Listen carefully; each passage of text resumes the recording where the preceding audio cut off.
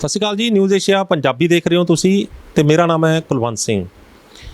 ਇੱਕ ਵਾਰ ਫੇਰ ਅਸੀਂ ਹਾਜ਼ਰ ਹੋਏ ਹਾਂ ਇੱਕ ਅਜਿਹੀ ਸ਼ਖਸੀਅਤ ਦੇ ਘਰ, ਗਿਆਨੀ ਪੂਰਨ ਸਿੰਘ ਜੀ ਦੇ ਘਰ, ਜਿਹੜੇ ਸਿੱਖ ਕੌਮ ਦੇ ਇਤਿਹਾਸ ਦੇ ਵਿੱਚ ਇੱਕ ਮਹਾਨ ਸ਼ਖਸੀਅਤ ਨੇ। ਉਹਨਾਂ ਦੀ ਬੇਟੀ ਵੈਦ ਬਲਵਿੰਦਰ ਕੌਰ, ਆਪਾਂ ਭੈਣ ਬਲਵਿੰਦਰ ਕੌਰ ਵੀ ਕਹਿ ਸਕਦੇ ਹਾਂ, ਵੈਦ ਬਲਵਿੰਦਰ ਕੌਰ ਵੀ ਕਹਿ ਸਕਦੇ ਹਾਂ, ਕੁਛ ਵੀ ਕਹਿ ਸਕਦੇ ਹਾਂ, ਕਿਉਂਕਿ ਜਦੋਂ ਆਰਾਮ ਆਉਂਦਾ ਹੈ ਤਾਂ ਬੰਦੇ ਬਹੁਤ ਨਾਮ ਦੇ ਦਿੰਦੇ ਨੇ। ਲੇਕਿਨ मैंने ये नहीं रखता कि नाम आप की दे रहे हैं, मैंने ये रखता कि परमात्मा का आशीर्वाद किस तरीके नाल मिल रहा। तो मेरे नाल एक शख्सियत बैठी है जिहड़ी कि सेम उदां दा ही केस, जिद्दां दे केस दे विचों लंघ के दिलबाग सिंह लंघे, जिद्दां दे केस चों लंघ के हरजीत सिंह लंघे, उन्हां दी पत्नी नूं होया, ते अज एक साडे नाल बैठे ने मेहमान। इन्हां नूं भी एक अजिही प्रॉब्लम आई है जिहड़ा इलाज सारे पासों डॉक्टरां ने हत्थ खड़े करते, पैसे बहुत लुट लए जो आपां कह सकते हैं। ਜਦੋਂ ਇਲਾਜ ਨਹੀਂ ਹੋਏਗਾ ਤਾਂ ਲੁੱਟਣਾ ਹੀ ਆਪਾਂ ਕਹਿ ਸਕਦੇ ਹਾਂ, ਤਜਰਬੇ ਹੋ ਸਕਦੇ ਕਹਿ ਸਕਦੇ ਆਪਾਂ, ਪਰ ਕਿਸੇ ਪਾਸੋਂ ਇਹਨਾਂ ਨੂੰ ਆਰਾਮ ਨਹੀਂ ਆਇਆ। ਕਿਵੇਂ ਆਰਾਮ ਆਇਆ, ਕਿੱਦਾਂ, ਕਿਹੜੇ ਹਾਲਾਤਾਂ 'ਚੋਂ ਲੰਘੇ, ਪਰਿਵਾਰ ਦੇ ਵਿੱਚ ਕਿੱਦਾਂ ਹਾਲਾਤ ਸੀ, ਆਪਾਂ ਇਹਨਾਂ ਦੇ ਮੂੰਹ ਜਾਣਦੇ। ਸਤਿ ਸ਼੍ਰੀ ਅਕਾਲ ਜੀ, ਕੀ ਨਾਮ ਹੈ ਜੀ ਤੁਹਾਡਾ? ਸੁਰਿੰਦਰ ਕੌਰ। ਸੁਰਿੰਦਰ ਕੌਰ ਜੀ, ਥੋੜ੍ਹਾ ਆਪਣੇ ਪਰਿਵਾਰ ਦੀ ਡਿਟੇਲ ਦਿਓਗੇ? ਹਾਂਜੀ, ਅਸੀਂ ਤਰਨਤਾਰਨ ਰੋਡ ਤੇ ਨਹਿਰ ਦੇ ਸਾਡੇ ਨਹਿਰ ਦੇ ਮੁਹੱਲੇ ਵਿੱਚ ਰਹਿੰਦੇ ਹਾਂ, ਕੋਟ ਮਿਸਿੰਗ ਆਬਾਦੀ ਵਿੱਚ ਰਹਿ ਰਹੇ ਹਾਂ। 2 ਬੇਟੇ ਆ, ਇੱਕ ਰਾਗੀ ਸੀ ਦਰਬਾਰ ਸਾਹਿਬ, ਇਸ ਟਾਈਮ ਅਮਰੀਕਾ ਨੇ। ਦਰਬਾਰ ਸਾਹਿਬ 'ਚ ਰਾਗੀ ਸੀ, ਬੜੇ ਭਾਗਾਂ ਵਾਲੇ। ਹਾਂਜੀ, ਤੇ ਇੱਕ ਬੇਟਾ ਮੇਰਾ ਕ੍ਰਿਕਟ ਦਾ ਖਿਡਾਰੀ ਹੈ। ਕੀ ਨਾਮ ਹੈ ਉਹਨਾਂ ਦਾ? ਉਹਨਾਂ ਦਾ ਜਤਿੰਦਰ ਸਿੰਘ ਹੈ। ਮਤਲਬ ਕਿਸੇ ਟੀਮ 'ਚ ਆਏ ਨੇ ਜੀ? ਮਤਲਬ ਟੀਮ ਤੋਂ ਆਏ ਨਹੀਂ, ਪਰ ਬਾਅਦ ਇੰਗਲੈਂਡ ਪੰਜਾਬ ਦੀ ਟੀਮ 'ਚ ਖੇਡਦੇ ਸੀ, ਰਾਂਝੀ ਟਰੋਫੀ 'ਚ ਵੀ ਨਾਂ ਪਿਆ ਸੀ। ਉਸ ਤੋਂ ਬਾਅਦ ਥੋੜ੍ਹੀ ਜਿਹੀ ਉਹਨਾਂ ਦੇ ਸੱਟ ਵੱਜ ਗਈ ਗਿੱਟੇ 'ਤੇ, ਇਸ ਕਰਕੇ ਖੇਡ ਨਾ ਸਕੇ। ਉਸ ਤੋਂ ਬਾਅਦ ਇੰਗਲੈਂਡ ਜਾਂਦੇ ਆ, ਆਸਟ੍ਰੇਲੀਆ ਗਏ ਆ 2-3 ਵਾਰੀ। ਚੰਗੇ ਕਲਬਾਂ ਵਿੱਚ ਉਹਨਾਂ ਦਾ ਮੇਲ ਜੋਲ ਹੈ, ਉਹ ਕ੍ਰਿਕਟ ਦੇ ਖਿਡਾਰੀ, ਚੰਗੇ ਖਿਡਾਰੀ ਨੇ। ਕਿਆ ਬਾਤ। ਅੱਛਾ, ਐਡੇ ਵਧੀਆ ਪਰਿਵਾਰ ਦੇ ਵਿੱਚ ਹੋਰ ਕੌਣ ਹੈ? ਹੁਣ ਮੇਰੇ ਹਸਬੈਂਡ ਸਨ, ਰੋਡਵੇਜ਼ 'ਚ ਡਰਾਈਵਰ ਸਨ। ਮੇਰੇ ਸਾਡੇ ਪਾਪਾ ਜੀ ਸਨ, ਸਹੁਰਾ ਸਾਹਿਬ, ਬੀਜੀ ਹੋਰੀ, ਅਸੀਂ ਸਾਰੀ ਫੈਮਿਲੀ ਸੀ, ਇਕੱਠੀ ਸੀ। ਅਤੇ ਇਸ ਟਾਈਮ ਮੇਰੀ ਨੂੰਹ ਹੈ ਨੂਰ ਕੌਰ, ਬਹੁਤ ਚੰਗੇ ਆ, ਬੜੀ ਸੇਵਾ ਕਰਦੇ ਆ ਮੇਰੀ। ਅਤੇ ਵੱਡੇ ਭਾਗੀ ਹੋ ਜੀ ਜੇ ਤੁਹਾਡਾ ਐਡਾ ਭਰਿਆ ਪੂਰਾ ਪਰਿਵਾਰ ਹੈਗਾ। ਅਤੇ ਥੋੜ੍ਹਾ ਜਿਹਾ ਵੀ ਦੱਸ ਦਿਓ ਵੀ ਕਿੰਨੀ ਉਮਰ ਹੈ, ਕਿੰਨਾ ਕੁ ਪੜ੍ਹੇ ਹੋ ਅਤੇ ਕਿੱਦਾਂ ਪਰਿਵਾਰ ਚਲਾ ਰਹੇ ਹੋ? ਉਮਰ ਤਾਂ ਇਸ ਟਾਈਮ ਮੇਰੀ 62 ਸਾਲ ਹੈ, ਪਰ ਮੈਨੂੰ 52-53 ਸਾਲ ਦੀ ਸੀ ਜਦ ਮੈਨੂੰ ਕੈਂਸਰ ਆਈ ਸੀ। ਉਹ ਕੈਂਸਰ ਹੋ ਗਿਆ, ਕਿੱਦਾਂ ਪਤਾ ਲੱਗਿਆ, ਕੀ ਹੋਣਾ ਸ਼ੁਰੂ ਹੋਇਆ ਜਦੋਂ ਤੁਹਾਨੂੰ ਇਹ ਹੋਇਆ? ਕੀ ਸ਼ੁਰੂ ਤੋਂ ਦੱਸੋ, ਪਹਿਲੇ ਦਿਨ ਤੁਹਾਨੂੰ ਲੱਗਿਆ ਵੀ ਜਦੋਂ ਕਿੱਦਾਂ ਦੀ ਪ੍ਰੋਬਲਮ ਹੋਈ, ਉਸ ਸਮੇਂ 'ਚ ਚਲੇ ਜਾਓ ਵੀ ਉਸ ਟਾਈਮ ਕੀ ਹੋਇਆ ਸੀ ਅਤੇ ਕਿੱਦਾਂ ਤੁਹਾਨੂੰ ਪਤਾ ਲੱਗੇ? ਵੀਰ, ਮੈਨੂੰ ਖਾਂਸੀ ਆਈ ਸੀ, ਸਭ ਤੋਂ ਪਹਿਲਾਂ ਖਾਂਸੀ ਆਈ ਜਾਂਦੀ ਸੀ। ਉਹ ਇਸ ਤਰ੍ਹਾਂ ਬਹੁਤ ਦਵਾਈਆਂ ਖਾਣ ਦੇ ਬਾਵਜੂਦ ਹੀ ਖਾਂਸੀ ਹਟਦੀ ਨਹੀਂ ਸੀ। ਫਿਰ ਕਿਸੇ ਡਾਕਟਰ ਨੇ ਸਾਨੂੰ ਕਿਹਾ ਵੀ ਐਕਸਰਾ ਕਰਾਓ ਜਾ ਕੇ, ਖਾਂਸੀ ਕਿਉਂ ਨਹੀਂ ਹਟਦੀ। ਅਤੇ ਫਿਰ ਐਕਸਰਾ ਕਰਾਇਆ ਅਤੇ ਉਹਨਾਂ ਕਿਹਾ ਵੀ ਗਿਲਟੀ ਆਈ ਹੈ ਫੂਡ ਪੈਪ 'ਤੇ। ਫੂਡ ਪਾਈਪ ਯਾਨੀ ਖਾਣੇ ਵਾਲੀ ਨਲੀ ਦੇ ਵਿੱਚ? ਖਾਣੇ ਵਾਲੀ ਨਲ ਵਿੱਚ ਗਿਲਟੀ ਆਈ ਹੈ। ਉਸ ਤੋਂ ਬਾਅਦ ਅਸੀਂ ਵੱਲੇ ਗਏ, ਉਹਨਾਂ ਸਾਨੂੰ 2 ਮਹੀਨੇ ਉੱਥੇ ਰੱਖਿਆ, ਬਹੁਤ ਸਾਡੇ ਪੈਸੇ ਲਏ ਉਹਨਾਂ, ਸਾਨੂੰ ਕੋਈ ਵੀ ਉਹਨਾਂ ਰਿਕਾਰਡ ਨਹੀਂ ਦਿੱਤਾ। ਉਹਨਾਂ ਅੰਦਰ ਕੈਮਰੇ ਪਾ ਕੇ ਪੈਪਾਂ ਪਾ ਕੇ ਮੇਰੇ ਉਹਦੇ ਵਿੱਚੋਂ ਟੈਸਟ ਲੈ ਲਏ, ਅਤੇ ਦਵਾਈ ਮੈਨੂੰ ਕੋਈ ਨਾ ਦਿੱਤੀ। ਉਹ ਨਾ ਦੇਣ ਕਰਕੇ ਦਵਾਈ, ਅਤੇ ਮੈਂ ਕੋਈ ਇੱਕ ਗੋਲੀ ਵੀ ਨਹੀਂ ਦਿੱਤੀ ਉਹਨਾਂ। ਅਤੇ ਟੈਸਟ ਲਏ ਗਏ, ਕੱਟ ਪੀਸ ਅੰਦਰੋਂ ਲਏ ਗਏ ਟੈਸਟ ਕਰਨ ਵਾਸਤੇ। ਉਹਦੇ ਕਰਕੇ ਜਦੋਂ ਮੈਂ ਪਾਣੀ ਪੀਤਾ ਮੇਰੇ ਸਾਰੇ ਖਿਲਰ ਗਏ, ਅਤੇ ਬਹੁਤ ਸਾਰਾ ਕੁਝ ਨਿਕਲ ਗਿਆ, ਸਾਰੇ ਪੇਟ ਦੇ ਵਿੱਚ ਖਿਲਰ ਗਈ ਕੈਂਸਰ ਸਾਰੇ ਪਾਸੇ ਪੇਟ ਵਿੱਚ ਚਲੇ ਗਿਆ। ਬਹੁਤ ਜ਼ਿਆਦਾ ਹਾਲਾਤਾਂ ਵਿੱਚੋਂ ਮੈਂ ਲੰਘੀ। ਅਤੇ ਜਦੋਂ ਕੈਂਸਰ ਅੱਗੇ ਵੱਧ ਗਿਆ, ਕੀ ਹੋਣਾ ਸ਼ੁਰੂ ਹੋਇਆ? ਅਤੇ ਕਿੱਦਾਂ ਜਦੋਂ ਕੈਂਸਰ ਡਾਇਗਨੋਸ ਹੋਇਆ, ਜਦੋਂ ਪਹਿਲੀ ਵਾਰੀ ਤੁਹਾਨੂੰ ਦੱਸਿਆ ਵੀ ਤੁਹਾਨੂੰ ਕੈਂਸਰ ਹੈ, ਕਿੱਦਾਂ ਮਾਨਸਿਕਤਾ ਕੀ ਸੀ ਉਸ ਟਾਈਮ 'ਤੇ? ਮਨਸਾ ਇਹ ਵੀ ਅਸੀਂ ਇਲਾਜ ਕਰਾਉਂਦੇ ਸੀ, ਅਤੇ ਉਹ ਇਲਾਜ ਉਹਨਾਂ ਕੋਲ ਹੋਇਆ ਹੀ ਨਾ, ਵੱਲੇ ਵਾਲਿਆਂ ਕੋਲ ਐਡਾ ਇਲਾਜ ਤਾਂ ਕਰਾਉਂਦੇ ਸੀ। ਜਦੋਂ ਮੰਨ ਲਓ ਵੀ ਇੱਕ ਬੰਦੇ ਨੂੰ ਆਪਾਂ ਦੱਸ ਦਿੰਦੇ ਹਾਂ ਵੀ ਤੈਨੂੰ ਕੈਂਸਰ ਹੈ, ਉਹਦੇ ਹਾਲਾਤ ਕੀ ਹੁੰਦੇ ਨੇ, ਉਹਦੀ ਸੋਚ ਕੀ ਹੋ ਜਾਂਦੀ ਹੈ, ਉਹਦੇ ਸ਼ੌਕ ਕਿੱਦਾਂ ਲੱਗਦਾ? ਨਹੀਂ, ਸ਼ੌਕ ਤਾਂ ਨਹੀਂ, ਗੁਰੂ ਰਾਮਦਾਸ ਸਾਹਿਬ ਜੀ ਦੀ ਬੜੀ ਕਿਰਪਾ ਸੀ। ਅਸੀਂ ਕਹਿੰਦੇ ਹਾਂ ਡਾਕਟਰ ਕੀ ਵੱਡੇ, ਸਾਡਾ ਗੁਰੂ ਰਾਮਦਾਸ ਬਹੁਤ ਵੱਡਾ ਹੈ। ਅਸੀਂ ਉੱਥੇ ਜਾਂਦੇ ਸੀ, ਉੱਥੇ ਸਾਡੀ ਮੁਲਾਕਾਤ ਸਿੰਘ ਸਾਹਿਬ ਜੀ ਨਾਲ ਹੋਈ। ਫਿਰ ਗਿਆਨੀ ਪੂਰਨ ਸਿੰਘ ਜੀ ਨਾਲ? ਹਾਂਜੀ, ਸਿੰਘ ਸਾਹਿਬ ਜੀ ਗਿਆਨੀ ਪੂਰਨ ਸਿੰਘ ਨਾਲ ਹੋਈ। ਉਹਨਾਂ ਨੂੰ ਦੱਸੇ, ਕਿਉਂਕਿ ਸਾਡਾ ਬੜਾ ਪ੍ਰੇਮ ਸੀ ਉਹਨਾਂ ਨਾਲ। ਅਸੀਂ ਵੀ ਰੋਜ਼ ਦਰਬਾਰ ਸਾਹਿਬ ਜਾਣ ਵਾਲੇ ਸੀ। ਉਹ ਉੱਥੇ ਹੈਡ ਗ੍ਰੰਥੀ ਸਨ, ਸੱਚਖੰਡ ਸ੍ਰੀ ਹਰਿਮੰਦਰ ਸਾਹਿਬ ਦੇ, ਉਸ ਟਾਈਮ ਉੱਥੋਂ ਦੇ ਗ੍ਰੰਥੀ ਸਨ। ਫਿਰ ਅਕਾਲ ਤਖਤ ਦੇ ਜਥੇਦਾਰ ਬਣੇ ਸਨ। ਫਿਰ ਉਹਨਾਂ ਨੂੰ ਦੱਸਿਆ, ਉਹਨਾਂ ਅਰਦਾਸ ਕੀਤੀ, ਘਰ ਲੈ ਕੇ ਗਏ, ਦਵਾਈ ਆਂਦੀ, ਖਾਣਾ ਸ਼ੁਰੂ ਕੀਤੀ। ਉਸ ਤੋਂ ਬਾਅਦ ਫਿਰ ਸਾਨੂੰ ਆਰਾਮ ਆਉਣਾ ਸ਼ੁਰੂ ਹੋ ਗਿਆ। ਅਸੀਂ ਉਸ ਦੇ ਦਿਨਾਂ ਦੇ ਸਿੰਘ ਸਾਹਿਬ ਦੇ ਕੋਲੋਂ ਦਵਾਈ ਖਾਂਦੇ ਹਾਂ। ਬਰਕਤ ਵਿੱਚੋਂ ਵੇਖੋ ਐਡੀ ਕਿਰਪਾ ਸੀ ਉਹਨਾਂ ਦੀ, ਅਰਦਾਸ ਵਿੱਚ ਇੰਨੀ ਤਾਕਤ ਸੀ। ਅਤੇ ਸਾਰੇ ਪਰਿਵਾਰ ਨੇ ਬਾਣੀ ਪੜ੍ਹਨੀ, ਘਰ ਦੇ ਵਿੱਚ ਕੋਈ TV ਨਹੀਂ ਸੀ, ਕੋਈ ਕੁਛ ਨਹੀਂ, ਸਾਰੇ ਪਰਿਵਾਰ ਨੇ ਬਾਣੀ ਪੜ੍ਹਨੀ, ਇੱਕ ਪੁੜੀ ਬੰਨ੍ਹਣੀ। ਅਤੇ ਫਿਰ ਬਾਣੀ ਦੀ ਵੀ ਤਾਂ ਤਾਕਤ ਹੁੰਦੀ ਹੈ, ਦਵਾਈ ਦੀ ਵੀ ਤਾਕਤ ਸੀ। ਦਵਾਈ ਆਪਣੀ ਤਾਕਤ ਦੇ ਰਹੀ ਸੀ, ਬਾਣੀ ਆਪਣੀ ਤਾਕਤ ਦੇ ਰਹੀ ਸੀ। ਸਾਰਾ ਪਰਿਵਾਰ ਘਰ ਦੇ ਵਿੱਚ ਇਸ ਤਰ੍ਹਾਂ ਬੈਠ ਕੇ, ਕੋਈ ਬਸ ਸਤਿ ਸ਼੍ਰੀ ਅਕਾਲ ਜੀ ਫਤਿਹ ਬੁਲਾ ਕੇ ਬੈਠ ਜਾਣਾ, ਤਾਂ ਨਾਮ ਜਪੀ ਜਾਣਾ। ਦਵਾਈਆਂ ਤਿਆਰ ਕਰਦੇ ਸੀ ਨਾਮ ਜਪ ਕੇ, ਅਤੇ ਬੜੀਆਂ ਕਿਰਪਾ ਸੀ।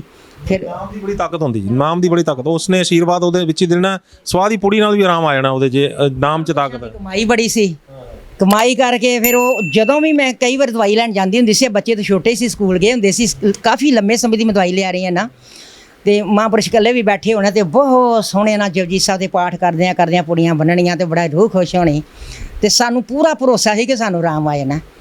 ਉਸ ਤੋਂ ਪਹਿਲਾਂ ਵੱਡੀ ਗੱਲ ਇਹ ਹੁੰਦੀ ਹੈ ਜੀ ਕਿ ਦਿਮਾਗ ਨੇ ਜਦੋਂ ਇਹ ਕਹਿਤਾ ਨਾ ਵੀ ਮੈਂ ਇੱਥੋਂ ਠੀਕ ਹੋਣਾ, ਤਾਂ ਫਿਰ ਉਹ ਠੀਕ ਹੋਏਗਾ ਹੀ ਹੋਏਗਾ, ਕਿਉਂਕਿ ਆਪਣੇ ਅੰਦਰੋਂ ਜਿਹੜੇ ਰਿਐਕਸ਼ਨ ਆਉਂਦਾ, ਇੱਕ ਬਾਡੀ ਨੇ ਅੰਦਰੋਂ ਰਿਐਕਟ ਕਰ ਦੇਣਾ ਵੀ ਮੈਂ ਇੱਥੋਂ ਠੀਕ ਹੋ ਜਾਵਾਂਗਾ। ਬੰਦਾ ਠੀਕ ਤਾਂ ਬੰਦਾ ਉਦੋਂ ਹੀ ਹੋ ਜਾਂਦਾ। ਇੱਕ ਵਾਰੀ ਤਾਂ ਸਮਾਂ ਇਹੋ ਜਿਹਾ ਆ ਗਿਆ ਸੀ ਕਿ ਬਹੁਤ ਸੀਰੀਅਸ ਹੋ ਗਈ ਸੀ ਮੈਂ। ਉਹ ਵੀ ਥੋੜਾ ਡਿਟੇਲ ਦੱਸ ਦਿਓ। ਹਾਂਜੀ, ਬਹੁਤ ਜ਼ਿਆਦਾ। ਉਦੋਂ ਮੈਂ ਦਵਾਈ ਨਹੀਂ ਸੀ ਚਾਲੂ ਕੀਤੀ, ਇੰਨੀ ਸੀਰੀਅਸ ਹੋ ਗਈ ਨਾ ਜੋ ਕੱਟ ਪੀਸ ਲੈਣ ਕਰਕੇ, ਤੇ ਇੱਥੋਂ ਦੇ ਅੰਮ੍ਰਿਤਸਰ ਦੇ ਡਾਕਟਰਾਂ ਤੇ ਸਾਰਿਆਂ ਜਵਾਬ ਦੇ ਦਿੱਤਾ। ਫਿਰ ਇੱਕ ਮੇਰੇ ਬੇਟੇ ਦਾ ਫਰੈਂਡ ਸੀ, ਉਹ ਕਿਸੇ ਡਾਕਟਰ ਕੋਲ ਲੈ ਕੇ ਗਿਆ ਤੇ ਉਹਨਾਂ ਨੇ ਸਾਰੇ ਟੈਸਟ ਟੂਸ ਕਰਾ ਕੇ ਇੱਕ ਦਿਨ ਦੇ ਵਿੱਚ ਹੀ ਰਾਤ 10 ਵਜੇ ਬੁਲਾਇਆ ਵੀ ਕੁਛ ਹੱਥ ਥੱਲੇ ਇਹਨਾਂ ਨੂੰ ਲੈ ਜਾਓ ਉਹ ਦਿੱਲੀ। ਉਹਨਾਂ ਨੇ ਕਿਹਾ ਅਸੀਂ ਦਿੱਲੀ ਚਲੇ ਗਏ, ਸਾਨੂੰ ਬੱਚੇ ਦਿੱਲੀ ਲੈ ਗਏ, ਮੇਰੇ ਬੇਟੇ ਦਿੱਲੀ ਲੈ ਗਏ ਮੈਨੂੰ ਦੋਨੇ। ਉਹਨਾਂ ਬਹੁਤ ਇਲਾਜ ਕਰਾਇਆ, ਉੱਥੇ ਬਹੁਤ ਸਾਡਾ ਪੈਸਾ ਲੱਗਾ। ਪਰ ਜਿੱਦਣ ਦਿੱਲੀ ਵਾਲਿਆਂ ਆਪਣਾ ਇਲਾਜ ਕੀਤਾ ਹੈ, ਉਹਨਾਂ ਦੇ 4 ਟ੍ਰੀਟਮੈਂਟ ਸਨ ਦਿੱਲੀ ਦੇ, ਉਹਨਾਂ ਕਰ ਦਿੱਤੇ। ਕਰਨ ਤੋਂ ਬਾਅਦ ਜਦੋਂ ਮੇਰੀ ਪੈਟ ਸਕੈਨ ਲਈ ਤੇ ਮੇਰੇ ਅੰਦਰ 30% ਕੈਂਸਰ ਸੀ। 30% ਕੈਂਸਰ ਨਿਕਲਿਆ। ਤੇ ਜਦੋਂ ਉਹ ਕੈਂਸਰ ਇੱਕ ਮਿੰਟ, ਜਦੋਂ ਕੈਂਸਰ ਡਾਇਗਨੋਸ ਪਤਾ ਲੱਗਿਆ ਕਿ ਕੁਝ ਪੈਸਾ ਕਿੰਨਾ ਕੁ ਲੱਗ ਗਿਆ, ਕਿੰਨੇ ਕੁ ਡਾਕਟਰਾਂ ਕੋਲ ਜਾਣ ਤੋਂ ਬਾਅਦ ਇਹ ਹਾਲਾਤ ਪੈਦਾ ਹੋਏ? ਹਾਂਜੀ, ਡਾਕਟਰਾਂ ਕੋਲ ਜਾਣ ਤੋਂ ਬਾਅਦ ਕਿਹੜੇ ਕਿੰਨੇ ਕੁ ਡਾਕਟਰਾਂ ਕੋਲ ਗਏ ਸੀ? ਅਸੀਂ ਇੱਥੋਂ ਅੰਮ੍ਰਿਤਸਰ ਦੇ ਸਾਰੇ ਗਏ ਸੀ, ਫਿਰ ਅਸੀਂ ਦਿੱਲੀ ਜੋ ਗਏ ਸੀ, ਰਾਜੀਵ ਗਾਂਧੀ ਹਸਪੀਟਲ ਗਏ ਸੀ। ਵੱਡਾ ਹਸਪਤਾਲ? ਹਾਂਜੀ, ਵੱਡੇ ਹਸਪੀਟਲ। ਉੱਥੇ ਉਹਨਾਂ ਕਿਹਾ ਸੀ ਵੀ ਇਹਨਾਂ ਨੂੰ ਐਡਮਿਟ ਨਹੀਂ ਕਰਨਾ, ਕਿ ਇਹਨਾਂ ਦੇ ਅੰਦਰ 90% ਹੋ ਚੁੱਕੀ ਹੈ ਕੈਂਸਰ।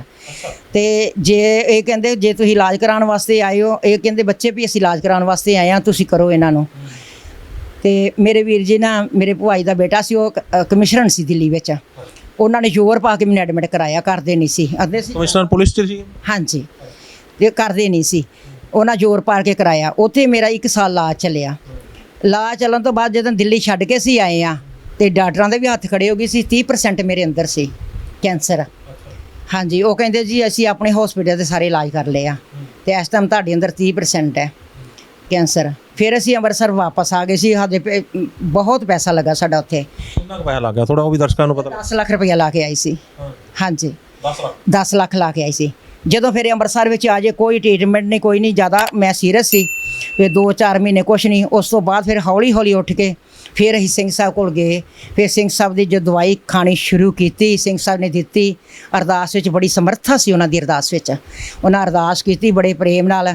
ਘਰ ਵੀ ਜਾਂਦੇ ਜੀ ਸੀ, ਅਸੀਂ ਵੀ ਜਾਂਦੇ, ਉਹ ਵੀ ਜਾਂਦੇ ਸੀ, ਪ੍ਰੇਮ ਕਰਦੇ ਸੀ ਸਾਰਾ ਪਰਿਵਾਰ। ਭੈਣ ਜੀ ਰਾਜਸਥਾਨ, ਇਹਨਾਂ ਦੇ ਮੰਮੀ ਬਲਵਿੰਦਰ ਭੈਣ ਜੀ ਦੇ ਬਹੁਤ ਇੱਕ ਉਹ ਵੀ ਚੰਗੇ ਪੁਰਸ਼ ਸਨ।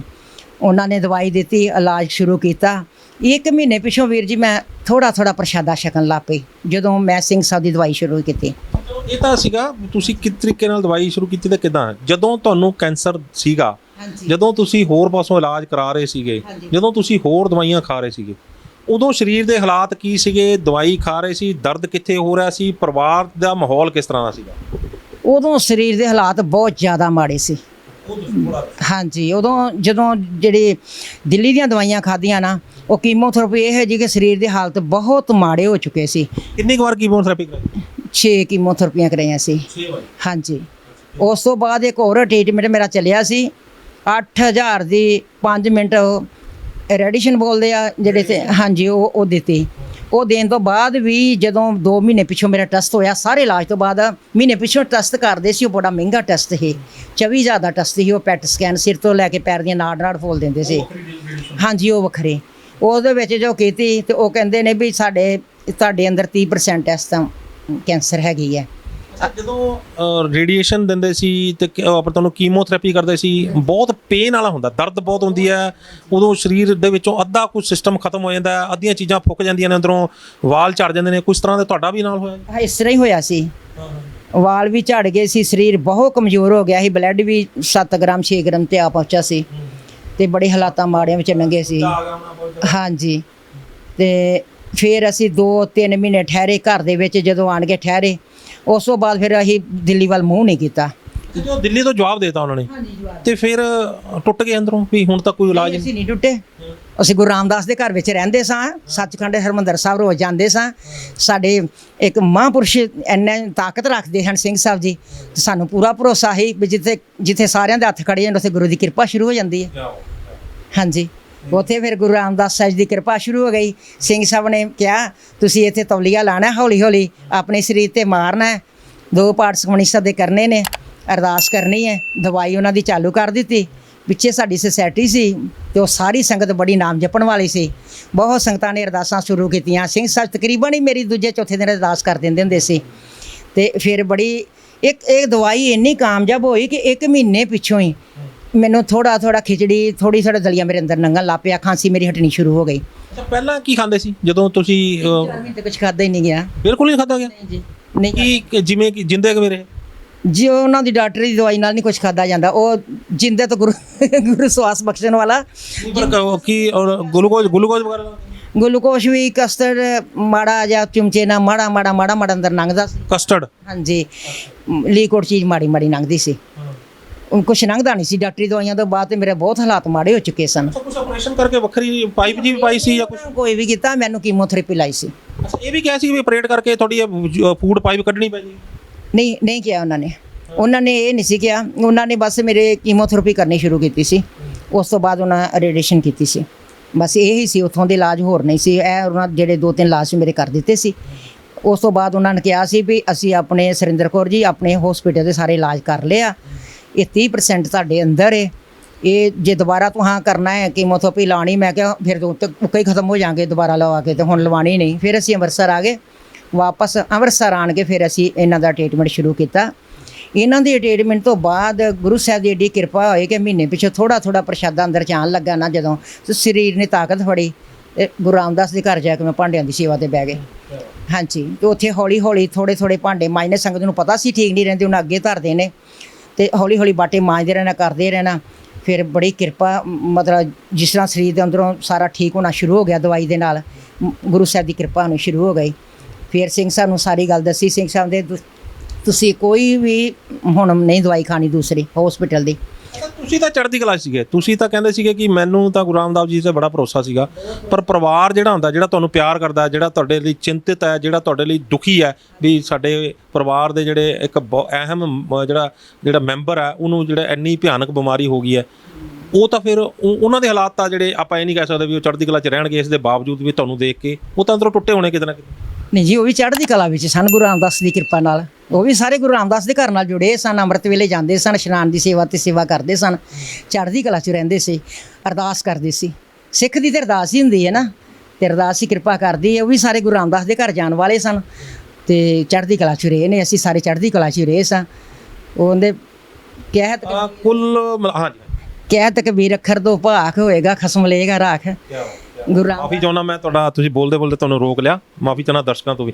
ਪਰ ਇੱਕ ਚੀਜ਼ ਮੈਂ ਇਹ ਵੀ ਕਹਿਣਾ ਚਾਹਾਂਗਾ ਕਿ ਕਿਤੇ ਨਾ ਕਿਤੇ ਤੁਹਾਡੇ ਅੰਦਰ ਦੀ ਹਿੰਮਤ, ਚੜ੍ਹਦੀ ਕਲਾ ਤੇ ਗੁਰੂ ਸਾਹਿਬ ਤੇ ਭਰੋਸਾ, ਇਹ ਵੀ ਇੱਕ ਕਾਰਨ ਰਿਹਾ ਵੱਡਾ ਜਿਹੜਾ ਤੁਹਾਨੂੰ ਇਹਨਾਂ ਨੇ ਜਲਦੀ ਠੀਕ ਕਰ ਗਿਆ। ਕਿਉਂਕਿ ਇਹਨਾਂ ਹਾਲਾਤਾਂ ਦੇ ਵਿੱਚੋਂ ਜਦੋਂ ਬੰਦਾ ਪਹੁੰਚ ਜਾਂਦਾ ਤੇ ਉਹ ਫਿਰ ਜਦੋਂ ਟੁੱਟ ਜਾਵੇ ਨਾ ਅੰਦਰੋਂ, ਤੇ ਫਿਰ ਉਹ ਇਲਾਜ ਵੀ ਜਲਦੀ ਉਹਦੇ ਤੇ ਕੰਮ ਨਹੀਂ ਕਰਦਾ। ਕਿਉਂਕਿ ਜਦੋਂ ਤੱਕ ਇੱਛਾ ਸ਼ਕਤੀ ਨਹੀਂ ਹੈਗੀ ਬੰਦੇ ਦੇ ਅੰਦਰ ਜਿਉਣ ਦੀ, ਉਦੋਂ ਤੱਕ ਉਹ ਕੋਈ ਇਲਾਜ ਵੀ ਉਹਦੇ ਤੇ ਕੰਮ ਨਹੀਂ ਕਰਦਾ। ਲੇਕਿਨ ਤੁਹਾਡੇ ਅੰਦਰ ਇੱਛਾ ਸ਼ਕਤੀ ਸੀਗੀ, ਤੁਹਾਨੂੰ ਗੁਰੂ ਸਾਹਿਬ ਤੇ ਭਰੋਸਾ ਸੀਗਾ, ਦਵਾਈ ਜਿਹੜੀ ਸੀਗੀ ਉਹ ਜਿਹੜੇ ਦੇਣ ਵਾਲੇ ਸੀ ਮਹਾਂਪੁਰਸ਼ਾਂ ਤੇ ਭਰੋਸਾ ਸੀਗਾ, ਤੇ ਕਿਤੇ ਨਾ ਕਿਤੇ ਉਹ ਵੀ ਬਹੁਤ ਵੱਡੀ ਜਿਹੜੀ ਫਰਕ ਪਿਆ। ਮਹਾਂਪੁਰਸ਼ਾਂ ਨੇ ਨਾ, ਜਦੋਂ ਮੈਂ ਦਵਾਈ ਲੈਣ ਗਈ ਸੀ ਨਾ, ਸ਼ਾਮ ਦਾ ਟਾਈਮ ਸੀ, ਤੇ ਮੇਰੇ ਨਾਲ ਇੱਕ ਬਚਨ ਕੀਤਾ ਸੀ। ਕਹਿੰਦੇ ਸੀ, ਸਿੰਘ ਸਾਹਿਬ ਜੀ ਨੇ ਬੜੇ ਪਿਆਰ ਨਾਲ ਕਿਹਾ, ਕਹਿੰਦੇ ਤੁਸੀਂ ਇਹ ਗੁਰੂ ਰਾਮਦਾਸ ਤੇ ਭਰੋਸਾ ਰੱਖ ਕੇ, ਉਹ ਬਹੁਤ ਭਰੋਸਾ ਰੱਖਦੇ ਨੇ ਗੁਰੂ ਰਾਮਦਾਸ ਤੇ, ਉਹ ਇੱਕ ਮਹਾਨ ਪੁਰਸ਼ ਸਨ। ਉਹ ਕਹਿੰਦੇ ਸੀ ਤੁਸੀਂ ਗੁਰੂ ਰਾਮਦਾਸ ਦੇ ਭਰੋਸਾ ਰੱਖ ਕੇ ਦਵਾਈ ਖਾਓ, ਤੁਹਾਨੂੰ ਡਾਕਟਰਾਂ ਵੱਲ ਜਾਣ ਦੀ ਲੋੜ ਨਹੀਂ ਪੈਣੀ, ਤੇ ਤੁਸੀਂ 2 ਪਾਠ ਸੁਖਮਨੀ ਸਾਹਿਬ ਦੇ ਤੇ ਉੱਥੇ ਸੇਵਾ ਕਰਿਆ। ਪਰ ਹਰ ਬੰਦੇ ਨੂੰ ਇਹੀ ਕਹਿੰਦੇ ਸੀ, ਗੁਰੂ ਰਾਮਦਾਸ ਦੇ ਘਰ ਨਾਲ ਜੋੜਦੇ ਸੀ। ਉਹ ਉਹਨਾਂ ਦੇ ਬਚਨਾਂ 'ਚ ਬਹੁਤ ਤਾਕਤ ਸੀ। ਅੱਜ ਦੇ ਦਿਨਾਂ ਤੱਕ ਵੀ ਜਦੋਂ ਦਵਾਈ ਲੈਣੇ ਆ ਤਾਂ ਪਹਿਲਾਂ ਉਹਨਾਂ ਨੂੰ ਯਾਦ ਕਰਨੇ ਆ, ਘਰ ਖਾਣ ਲੱਗੇ ਵੀ ਇਹਨਾਂ ਨੂੰ ਯਾਦ ਕਰ ਲਈਦਾ ਕਿ ਮਹਾਂਪੁਰਸ਼ਾਂ ਨੇ ਜੇ ਕੋਈ ਬਚਨ ਕਮਾਵੇ ਸੰਤਨ ਕਾ, ਜੋ ਕਿਹਾ ਹੋਏ ਕਮਾਇਆ ਜਾਏ, ਤੇ ਪੂਰੀਆਂ ਵੀ ਪੈ ਜਾਂਦੀਆਂ ਨੇ। ਮਹਾਂਪੁਰਸ਼ਾਂ ਨੇ ਪਹਿਲੇ ਦਿਨ ਹੀ ਕਿਹਾ ਸੀ ਵੀ ਮੰਨੇ ਕੀ ਗਤ ਕਹੀ ਨਾ ਜਾਏ, ਮੰਨ ਲੋਗੇ ਤੇ ਤੁਸੀਂ ਠੀਕ ਹੋ ਜਾਓਗੇ। ਤੇ ਅਸੀਂ ਉਹ ਗੱਲ ਬਚਨ ਪੱਲੇ ਬੱਧਾ ਹੋਇਆ ਮਹਾਂਪੁਰਸ਼ਾਂ ਦਾ।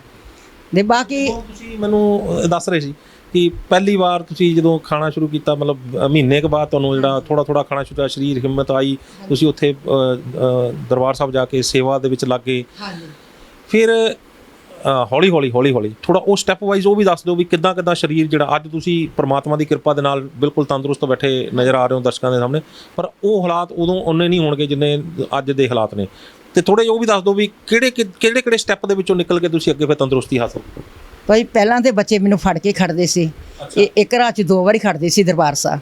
ਪਹਿਲਾਂ ਇੱਕ ਬੱਚੇ ਨੇ 10 ਵਜੇ ਖੜਨਾ ਤੇ ਉਹਨੇ 1 ਵਜੇ ਰਾਤ ਲੈ ਕੇ ਵਾਪਸ ਆਣਾ। ਘਰ ਆਣਾ ਤੇ ਇੰਨੀ ਤਕਲੀਫ ਹੋਣੀ ਘੰਟਾ ਕੁ ਲੰਘਣਾ ਤੇ ਮੈਂ ਦੂਸਰੇ ਬੇਟੇ ਨੂੰ ਕਹਿਣਾ ਮੈਨੂੰ ਦਰਬਾਰ ਸਾਹਿਬ ਲੈ ਜਾ। ਮੈਂ ਸੋਚਿਆ ਚੱਲ ਸੱਚਖੰਡ ਮਰਾਂਗੇ ਤੇ ਸੱਚਖੰਡ ਹੀ ਜਾਵਾਂਗੇ। ਕੀ ਬਾਤ ਹੈ, ਕੀ ਬਾਤ ਹੈ। ਇਹਨਾਂ ਮੈਂ ਧਿਆਨ ਰੱਖਣਾ ਵੀ ਜ਼ਿਆਦਾ ਤਕਲੀਫ ਹੈ। ਦੂਸਰੇ ਬੇਟੇ ਨੇ ਮੈਨੂੰ ਫਿਰ 2 ਵਜੇ ਖੜਨਾ ਤੇ ਉਹਨੇ 4 4:30 ਵਾਪਸ ਲੈ ਕੇ ਆਣਾ। ਬੇਟਿਆਂ ਨੇ ਬਹੁਤ ਇਸ ਤਰ੍ਹਾਂ ਮੈਨੂੰ ਗੁਰੂ ਰਾਮਦਾਸ ਦੇ ਘਰ ਭਰੋਸਾ ਸੀ ਤੇ ਮੈਂ ਉੱਥੇ ਜਾਣਾ ਤੇ ਬਸ ਉੱਥੇ ਜਾ ਕੇ ਮੇਰੇ ਕੋਲ ਤੁਰਿਆ ਨਹੀਂ ਸੀ ਜਾਂਦਾ। ਮੈਂ ਦੁੱਖ ਭੰਜਨ ਵਾਲੇ ਪਾਸੇ ਜਾ ਕੇ ਹੱਥ ਜੋੜ ਕੇ ਬੈਠੀ ਰਹਿਣਾ। ਉਦੋਂ ਹਾਲਾਤ ਹੀ ਦੁੱਖ ਭੰਜਨ ਬੇਰੀ ਦੇ ਵੀ ਚਮਤਕਾਰ, ਉੱਥੇ ਬੈਠ ਕੇ ਤੁਸੀਂ ਅਰਦਾਸ ਕੀਤੀ, ਉੱਥੇ ਬੈਠ ਕੇ ਤੁਸੀਂ ਉਹਦਾ ਵੀ ਦੁੱਖ ਭੰਨਿਆ ਗਿਆ। ਹਾਂਜੀ, ਉਹ ਮਹਾਂਪੁਰਸ਼ਾਂ ਨੇ ਲਾਇਆ ਸੀ ਕਿ ਦੁੱਖ ਭੰਜਨ ਤੁਸੀਂ ਸੇਵਾ ਕਰਨੀ ਹੈ, ਇੱਥੋਂ ਜਲ ਪੈਣਾ ਆਪਣੇ ਸਿਰ ਤੇ ਲਾਣਾ। ਫਿਰ ਮੈਂ ਦੁੱਖ ਭੰਜਨ ਉੱਥੇ ਜਾ ਕੇ ਬੈਠੀ ਰਹਿਣਾ। ਉਸ ਟਾਈਮ ਸੇਵਾ ਨਹੀਂ ਸੀ ਹੁੰਦੀ ਮੇਰੇ ਕੋਲ, ਸਿਰਫ ਬੈਠਦੀ ਸੀ ਜਾ ਕੇ ਮੈਂ ਦੁੱਖ ਭੰਜਨ ਬੈਠ ਕੇ ਤੇ ਬੱਚਿਆਂ ਨੇ ਅੰਦਰ ਚਲੇ ਜਾਣਾ, ਪਰਿਕਰਮਾ ਕਰਨੀਆਂ ਤੇ ਸੇਵਾ ਘਰ ਆਉਣੀ ਤੇ ਮੈਂ ਉੱਥੇ ਬੈਠੀ ਰਹਿਣਾ। ਇਹਨਾਂ ਹਾਲਾਤਾਂ ਵਿੱਚ ਲੰਘੀਆਂ ਮੈਂ। ਫਿਰ ਕਿੰਨੀ ਦੇਰ ਬਾਅਦ ਕਿੰਨਾ ਫਰਕ ਪੈਂਦਾ ਚਲਾ ਗਿਆ? ਹੌਲੀ ਸਹਿਜੇ ਨਾ 2-4 ਮਹੀਨੇ 'ਚ ਮੈਂ ਇਕੱਲੀ ਜਾਣ ਲੱਗ ਪਈ। ਫਿਰ ਹਾਂਜੀ ਇਕੱਲੇ ਜਾਣ ਲੱਗ ਪਏ। ਫਿਰ 2-3 ਘੰਟੇ ਸੇਵਾ ਕਰ ਆਉਣੀ। ਐ ਨਹੀਂ ਲੱਗਿਆ ਵੀ ਮੈਂ ਜਾ ਰਹੀ ਹਾਂ ਕਿਤੇ ਮੈਨੂੰ ਨਜ਼ਰ ਹੀ ਨਾ ਲੱਗ ਜਾਵੇ, ਕੋਈ ਦੇਖ ਕੇ ਮੈਨੂੰ ਕਹਿ ਦੇ ਪਹਿਲਾਂ ਕਿਹੜੇ ਹਾਲਾਤ ਸੀ, ਅੱਜ ਕਿਹੜੇ ਹਾਲਾਤ? ਨਹੀਂ ਜੀ, ਗੁਰੂ ਸਾਹਿਬ ਦੀ ਕਿਰਪਾ ਹੁੰਦੀ ਹੈ ਤੇ ਨਜ਼ਰ ਵਾਲੇ ਪਾਸੇ ਹੁੰਦਾ ਹੀ ਨਹੀਂ ਅਸੀਂ।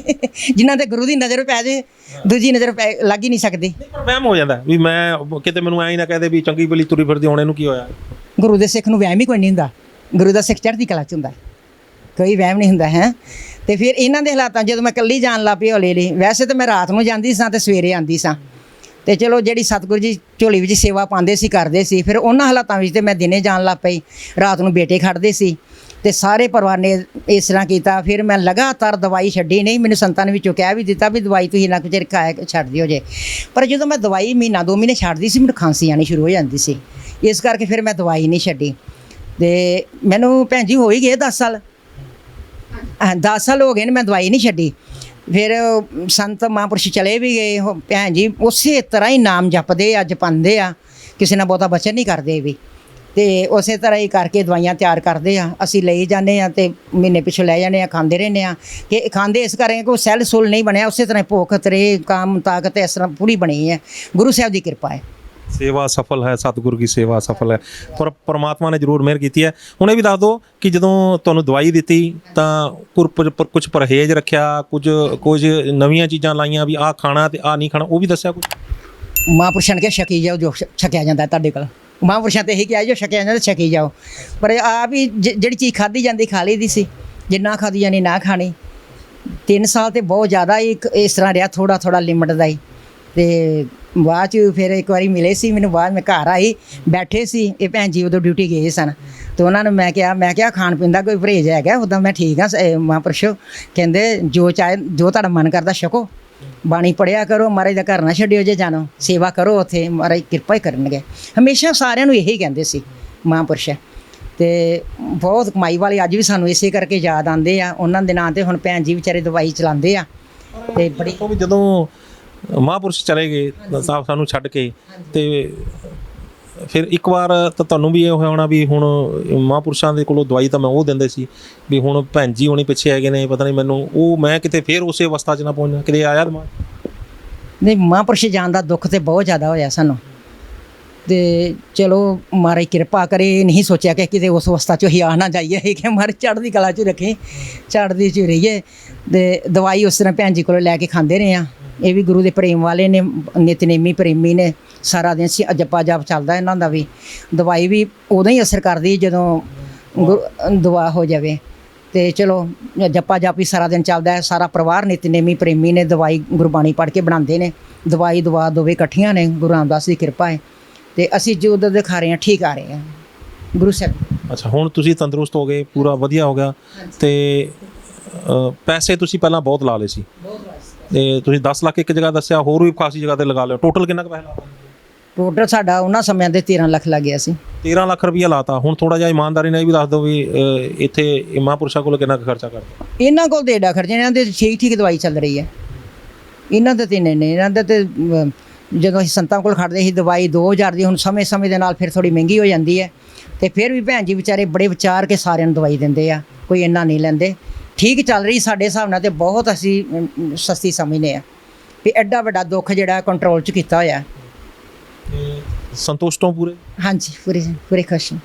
ਤੇ ਹੁਣ ਤੁਸੀਂ ਆਪ ਤਾਂ ਸੰਤੁਸ਼ਟ ਹੋ ਗਏ, ਜਿਹੜੇ ਦੇਖ ਰਹੇ ਨੇ ਤੁਹਾਨੂੰ ਉਹਨਾਂ ਨੂੰ ਕੀ ਕਹਿਣਾ ਚਾਹੋਗੇ? ਉਹਨਾਂ ਨੂੰ ਇਹੀ ਕਹਿਣਾ ਚਾਹਾਂਗੀ ਮੈਂ ਵੀ ਅੰਮ੍ਰਿਤ ਵੇਲਾ ਵੀ ਜ਼ਰੂਰ ਰੱਖੋ, ਤੇ ਗੁਰੂ ਰਾਮਦਾਸ ਦੇ ਘਰ ਵੀ ਜਾਓ, ਸੇਵਾ ਕਰੋ, ਨਾਮ ਜਪੋ, ਤੇ ਗੁਰੂ ਰਾਮਦਾਸ ਦੁੱਖ ਲਾਂਦਾ ਹੀ ਨਹੀਂਗਾ। ਤੁਸੀਂ ਤਾਂ ਜਿਹੜੇ ਭਾਗਾਂ ਵਾਲੇ ਹੋ ਕਿ ਸ੍ਰੀ ਅੰਮ੍ਰਿਤਸਰ ਵਿੱਚ ਤੁਹਾਡਾ ਜਿਹੜਾ ਤੁਸੀਂ ਗੁਰੂ ਰਾਮਦਾਸ ਦੇ ਘਰ ਦੇ ਨੇੜੇ ਹੋ, ਉੱਥੇ ਤੁਸੀਂ ਚਲੇ ਵੀ ਜਾਂਦੇ ਹੋ, ਲੇਕਿਨ ਜਿਹੜੇ ਬਾਹਰ ਬੈਠੇ ਨੇ, ਦੂਰ ਦੇਖ ਰਹੇ ਨੇ, ਕੋਈ ਅਮਰੀਕਾ ਬੈਠਾ, ਕੋਈ ਕਿਤੇ ਬੈਠਾ ਹੈ, ਉਹਨਾਂ ਨੂੰ ਕੀ ਕਹਿਣਾ ਚਾਹੋਗੇ? ਕਿਉਂਕਿ ਉਹ ਤਾਂ ਇੰਨੇ ਭਾਗਾਂ ਵਾਲੇ ਨਹੀਂ ਹੈਗੇ ਜਿੰਨੇ ਤੁਸੀਂ ਭਾਗਾਂ ਵਾਲੇ ਵੀ ਇੱਥੇ ਰੋਜ਼ ਚਲੇ ਜਾਂਦੇ ਹੋ। ਹਾਂਜੀ, ਉਹਨਾਂ ਨੂੰ ਵੀ ਇਹੀ ਕਹਿਣਾ ਚਾਹਾਂਗੇ ਜੇ ਦੁੱਖ ਲੱਗ ਜਾਏ ਤਾਂ ਡਾਕਟਰਾਂ ਕੋਲੋਂ ਬਚੋ। ਉਹਨਾਂ ਨੂੰ ਤਾਂ ਇਹੀ ਕਹਾਂਗੇ ਵੀ ਇਸ ਤਰ੍ਹਾਂ ਸਿੰਘ ਸਾਹਿਬ ਦੇ ਸਾਰੇ ਜਾਣ ਦੇ ਬਾਅਦ ਦੇ ਵੀ ਲੋਕ ਬਹੁਤ ਸਾਰੀ ਦੁਨੀਆ ਆਂਦੀ ਵੀ ਸੀ, ਇਹਨਾਂ ਦੇ ਘਰ ਬਹੁਤ ਆਉਂਦੇ ਸੀ, ਪੁਰਸ਼ਾਂ ਨੂੰ ਮਿਲਦੀ ਸੀ। ਇੱਦਾਂ ਦਵਾਈ ਖਾਓ ਤੇ ਆਰਾਮ ਆ ਜਾਏਗਾ। ਅਸੀਂ ਤਾਂ ਇਹੀ ਕਹਿਣਾ ਚਾਹੁੰਦੇ ਹਾਂ ਵੀ ਇਹੀ ਲੋਕ ਡਾਕਟਰਾਂ ਕੋਲ ਨਾ ਲੁੱਟੇ ਜਾਇਓ ਜੇ। ਬਹੁਤ ਧੰਨਵਾਦ, ਤੁਸੀਂ ਸਾਨੂੰ ਉਸ ਅਵਸਥਾ 'ਚ ਪਹੁੰਚਾਤਾ ਜਿਸ ਅਵਸਥਾ ਦੇ ਵਿੱਚੋਂ ਇੱਕ ਮਹਾਂਪੁਰਸ਼ਾਂ ਦੇ ਬਚਨ ਲੈ ਕੇ ਕਿ ਬੰਦਾ ਭਟਕਿਆ ਹੋਇਆ ਇਨਸਾਨ ਜਿਹੜਾ ਉਹ ਸ਼ਾਂਤੀ ਪਾਉਂਦਾ, ਸਾਨੂੰ ਉਸ ਅਵਸਥਾ 'ਚ ਲਿਆਂਦਾ। ਤੇ ਤੁਸੀਂ ਅੱਜ ਤੰਦਰੁਸਤ ਹੋ ਕੇ ਆਪਣੀ ਜ਼ਿੰਦਗੀ ਦਾ ਤਜਰਬਾ ਸਾਂਝਾ ਕੀਤਾ। ਬਹੁਤ ਬਹੁਤ ਧੰਨਵਾਦ।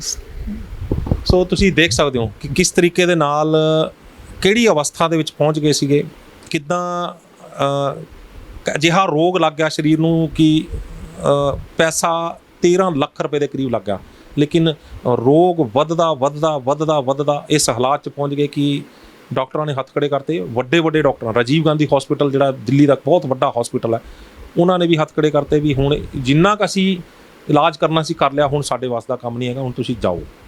ਹੁਣ ਸੋਚ ਸਕਦੇ ਹੋ ਕਿ ਜਦੋਂ ਡਾਕਟਰ ਇਹ ਕਹਿ ਦੇਣ ਸਰੀਰ ਦੇ ਅੰਦਰ ਰੋਗ ਹੋਵੇ, ਉਹ ਰੋਗ ਜਿਹੜਾ ਜਾਨ ਲੈ ਸਕਦਾ, ਤੇ ਉਦੋਂ ਡਾਕਟਰ ਕਹਿ ਦੇਣ ਕਿ ਹੁਣ ਜਾਓ, ਸਾਡੇ ਹੱਥ ਕੁਛ ਨਹੀਂ ਹੈਗਾ, ਤਾਂ ਫਿਰ ਬੰਦੇ ਨੂੰ ਮੌਤ ਦਿਖਣ ਲੱਗ ਜਾਂਦੀ ਹੈ। ਪਰ ਗੁਰੂ ਸਾਹਿਬ ਨਾਲ ਜੁੜੇ ਹੋਏ ਨੇ, ਭਾਗਾਂ ਵਾਲੇ ਨੇ, ਚੜ੍ਹਦੀ ਕਲਾ 'ਚ ਰਹੇ ਨੇ, ਪਰਿਵਾਰ ਵੀ ਪੂਰਾ ਚੜ੍ਹਦੀ ਕਲਾ 'ਚ ਰਿਹਾ। ਤੇ ਦਰਬਾਰ ਸਾਹਿਬ 'ਚ ਪਹੁੰਚੇ, ਉੱਥੇ ਜਾ ਕੇ ਗੁਰੂ ਘਰ ਦੇ ਵਿੱਚ ਜਦੋਂ ਗਿਆਨੀ ਪੂਰਨ ਸਿੰਘ ਜੀ ਮਹਾਂਪੁਰਸ਼ਾਂ ਨੂੰ ਮਿਲੇ, ਉਹਨਾਂ ਨਾਲ ਮੁਲਾਕਾਤ ਤੋਂ ਬਾਅਦ ਜਦੋਂ ਅਰਦਾਸ ਹੋਈ, ਅਰਦਾਸ ਹੋਣ ਤੋਂ ਬਾਅਦ ਘਰੇ ਉਹਨਾਂ ਨੂੰ ਮਿਲੇ, ਦਵਾਈ ਸ਼ੁਰੂ ਕੀਤੀ। ਤੇ ਫਿਰ ਅੱਜ ਤੁਸੀਂ ਦੇਖੋ ਚੜ੍ਹਦੀ ਕਲਾ ਉਦੋਂ ਵੀ ਸੀਗੀ, ਚੜ੍ਹਦੀ ਕਲਾ ਅੱਜ ਵੀ ਹੈ, ਪਰ ਸਰੀਰ ਦੇ ਵਿੱਚ ਉਦੋਂ ਤੇ ਅੱਜ ਦੇ ਸਰੀਰ ਦੇ ਵਿੱਚ ਬਹੁਤ ਬਦਲਾਅ ਦੇਖ ਸਕਦੇ ਹੋ ਤੁਸੀਂ। ਬਹੁਤ ਵੱਡੇ ਦੁੱਖ ਦੇ ਵਿੱਚੋਂ ਲੰਘ ਕੇ ਅੱਜ ਬਿਲਕੁਲ ਤੰਦਰੁਸਤ ਨੇ। ਤੇ ਨਾਲੇ ਤੁਹਾਨੂੰ ਵੀ ਇਹ ਸਲਾਹ ਦੇ ਰਹੇ ਨੇ ਕਿ ਗੁਰੂ ਸਾਹਿਬ ਦਾ ਲੜਨਾ ਛੱਡਿਓ, ਤੇ ਦਵਾਈ ਐਲੋਪੈਥੀ ਵਾਲਿਆਂ ਦੇ ਚੱਕਰ 'ਚ ਪੈਣ ਦੀ ਬਜਾਏ ਇੱਕ ਵਾਰ ਜ਼ਰੂਰ ਭੈਣ ਬਲਵਿੰਦਰ ਕੌਰ ਜੀ ਉਹਨਾਂ ਨੂੰ ਵੀ ਜ਼ਰੂਰ ਮਿਲ ਲਿਓ। ਕਿਤੇ ਸਵਾਹ ਦੀ ਚੁੰਡੀ ਨਾਲ ਵੀ ਆਰਾਮ ਆ ਜਾਂਦਾ ਜੇ ਗੁਰੂ ਸਾਹਿਬ ਦਾ ਹੁਕਮ ਹੋਵੇ। ਤੇ ਤੁਹਾਨੂੰ ਇਹ ਗੱਲਬਾਤ ਕਿਵੇਂ ਲੱਗੀ, ਆਪਣੀ ਰਾਏ ਸਾਨੂੰ ਸਾਡੇ ਕਮੈਂਟ ਬਾਕਸ ਜ਼ਰੂਰ ਦੇਣਾ। ਜੇਕਰ ਵੀਡੀਓ ਵਧੀਆ ਲੱਗੀ ਹੈ ਤਾਂ ਇਸ ਨੂੰ ਲਾਈਕ ਤੇ ਸ਼ੇਅਰ ਵੱਧ ਤੋਂ ਵੱਧ ਕਰ ਦਿਓ, ਤਾਂ ਕਿ ਜੇਕਰ ਕਿਸੇ ਇੱਕ ਵੀ ਭੈਣ, ਵੀਰ, ਬੱਚੀ, ਮਾਂ ਨੂੰ ਇਸ ਤਰ੍ਹਾਂ ਦੀ ਪ੍ਰੋਬਲਮ ਹੋਵੇ, ਤੇ ਜੇ ਉਹਦੇ ਇੱਕ ਨੂੰ ਵੀ ਜੇਕਰ ਇਸ ਤਰ੍ਹਾਂ ਦੇ ਹਾਲਾਤਾਂ 'ਚੋਂ ਲੰਘ ਕੇ ਜੇਕਰ ਉਹ ਦਵਾਈ ਲੈ ਕੇ ਆਰਾਮ ਉਹਨਾਂ ਨੂੰ ਆਉਂਦਾ ਹੈ, ਤਾਂ ਸਾਡੀ ਇਹ ਵੀਡੀਓ ਬਣਾਉਣ ਦਾ ਮਕਸਦ ਪੂਰਾ ਹੋਵੇਗਾ। ਸਾਡੇ ਚੈਨਲ ਨੂੰ ਲਾਈਕ ਤੇ ਸਬਸਕ੍ਰਾਈਬ ਕਰਨਾ ਨਾ ਭੁੱਲਿਓ। ਅਗਲੀ ਵਾਰ ਫਿਰ ਹਾਜ਼ਰ ਹੋਵਾਂਗੇ ਇੱਕ ਨਵੇਂ ਮੁੱਦੇ, ਇੱਕ ਨਵੇਂ ਮਹਿਮਾਨ ਦੇ ਨਾਲ। ਉਦੋਂ ਤੱਕ ਮੈਨੂੰ ਦਿਓ ਇਜਾਜ਼ਤ। ਧੰਨਵਾਦ।